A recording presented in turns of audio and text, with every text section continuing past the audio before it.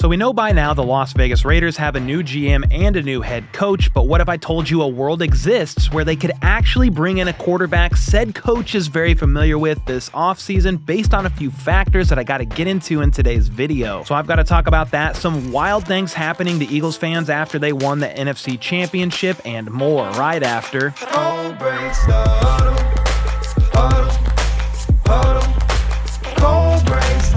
Alright, first up, we've got another domino beginning to fall in the coaching cycle. There's more than this going on, but here's some of the biggest stuff. News came out this morning. The Eagles offensive coordinator Kellen Moore has emerged as the favorite to land the Saints head coaching job after a great in-person interview on Monday night. Well, since the Eagles are obviously planning on playing in the Super Bowl, the Saints can't actually contact him, and nothing can be done until after Super Bowl 59. Moore was the offensive coordinator in Dallas from 2019 to 2022, and he reportedly had his eye on the open position there before they hired, to a lot of people's surprise, Brian Schottenheimer. He spent last year as the OC for the Chargers, and that turned out to be his worst statistical offense over his 6 years as a coordinator. Obviously talking about Kellen Moore, not Brian Schottenheimer. Things have been great this year in Philly, though, 6th in points and 7th in yards, which does help when you have elite talent all over the place. Saquon, Jalen Hurts playing pretty good freaking ball, A.J. Brown, Devontae Smith, Dallas Goedert. The list is long with that team, but we will see what kind of impact the 35-year-old coach has on the Saints offense. Derek Carr is a big question mark. Alvin Kamara is going to be 30 next season, and their best two receivers, Chris Olave and Rashid Shaheed, had their seasons cut short due to injuries. Shaheed tore his meniscus, and Olave had multiple concussions over a short span, with the last one being pretty scary as he was knocked fully unconscious. All that to say, it's not going to be easy to come in there and have success with this team right away. They have holes on both sides of the ball that are going to be hard to address because they are dead last in cap space in 2025, and this is not a typo, I double-checked it myself, negative $59 million is their cap space at the moment for 2025 because all the contracts they've pushed into future years. So basically, they need to hit on some players in the draft and get things figured out in-house if they want to have any semblance of success next year. It's a very tough spot to fill, and this is why I think it's the last team to actually get somebody close to hired, because who the heck wants this job? Well, Kellen Moore, I guess. It's worth noting that with Moore expected to get the job, Tom Pelissero reported that Mike McCarthy has decided to sit out 2025 and focus on the 2026 hiring cycle. I guess he was a potential option for the Saints head coaching job, but when the Saints never scheduled anything with him, that was the last real option for him since he parted ways with the Cowboys so late in the hiring cycle. And I'm sure because of that, he's going to find himself another team for 2026, most likely. Next up, it sounds like the new kickoff format that started this year is here to stay. NFL Executive Vice President Jeff Miller said that the new rule resulted in a 57% increase in kickoffs being returned this season compared to last. Kicks were being returned at a 22% rate last year, which was the lowest rate in NFL history. They haven't released the injury data yet for the entire season, but after week 6, the league said there had only been 1 concussion on kickoffs through the first 6 weeks, with there being 8 over the course of last season. So I think we can assume that the full data will suggest it's safer, plus teams are returning kicks more often.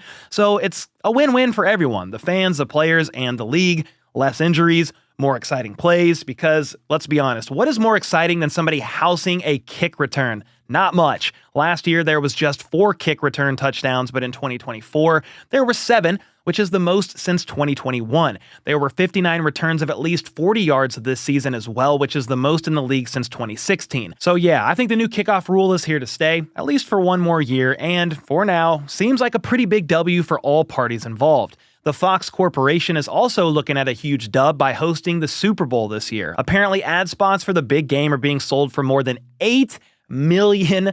They've reportedly sold 10 ad spots for more than $8 million, with the average price being $7.5 million. That's the highest average price in league history and is $500,000 more than last year's Super Bowl. It just goes to show that the NFL truly is king in America, and despite people crying, whining, moaning about rigged games and claiming they're going to boycott the Super Bowl, they're lying. They're going to watch it. The NFL is the gravy train, the biggest sport in America and really popular around the world and only gaining traction from there. And with these ad spots, it just shows you, man, they're only going to move full steam ahead, and we will eventually, topic for another day, but probably have 18 games with one less preseason game and 2 bye weeks. Next up, there's not really a great way to transition into something like this, but I did want to make mention of a really unfortunate situation. 18-year-old Eagles fan Tyler Subapathy was celebrating the Eagles' win over the Commanders on Sunday when he climbed onto a light pole.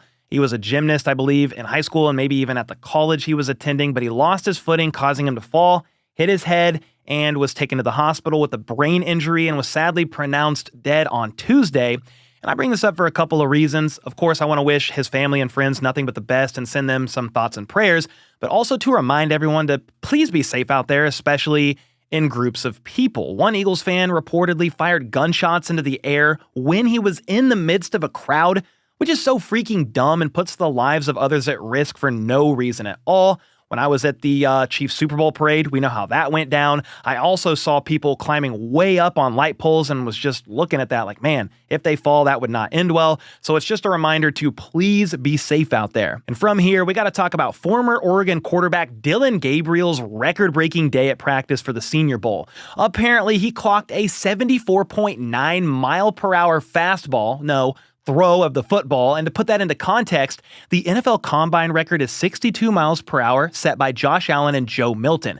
That's 12.9 miles per hour faster is what Dillon Gabriel threw. So that turns some heads for sure, because if that number is accurate, that's really impressive. It doesn't mean it's going to translate to any on-field success at the NFL level, but it certainly does not hurt his draft stock. And while we're on the topic of quarterbacks, according to Jeremy Fowler, 2 anonymous former assistant coaches for Pete Carroll said they could see a reunion with him and Russell Wilson on the horizon. They had a bit of a tumultuous end to their time together in Seattle, but they've since rekindled their relationship, so a reunion certainly isn't impossible. One of the anonymous coaches said he thinks they would both be open to it because this quarterback class is pretty weak, both in the draft and free agency. Sam Darnold is believed to be the #1 free agent quarterback, and that hype has cooled way down after seeing his last 2 games against the Lions and Rams. But if you look at his season-long body of work, I still think he's going to be the most sought-after free agent quarterback. Now, the other former coach just flat-out called his shot and predicted that the Raiders will sign Russell Wilson in free agency. That would be pretty wild for a few different reasons. Obviously, the biggest would be the reunion between Pete Carroll and Russell Wilson. And that would obviously also mean Russ is back in the AFC West playing for another team and would get to play Sean Payton and the Broncos twice a year. It's really going to be interesting to see how it all shakes out. You can't forget about Kirk Cousins. If the Falcons choose to release him and eat the dead cap, he could then sign to a team for dirt cheap, similar to what Russell Wilson did last year with the Steelers after Denver dumped him. So you're looking at the top free agent options potentially being Sam Darnold, Kirk Cousins, and Russell Wilson. Then the only way you're getting a top quarterback in the draft is if you trade heaven and earth to move up from 6th overall, which is what the Raiders have. So we'll see how it all shakes out after the season once we get into free agency and the draft. I also can't rule out a potential return for Russell Wilson to the Pittsburgh Steelers. It didn't end well near the end. They started to plummet, lost a bunch in a row, and then got bounced in the playoffs. So we'll see. But it's just going to be intriguing to see where Russell Wilson ends up. Do you think he could actually end up with the Raiders and reunite with Pete Carroll? After all, Tom Brady would have some say and influence there. Let me know your thoughts on that in the comments down below. And with that, I'll see y'all next time.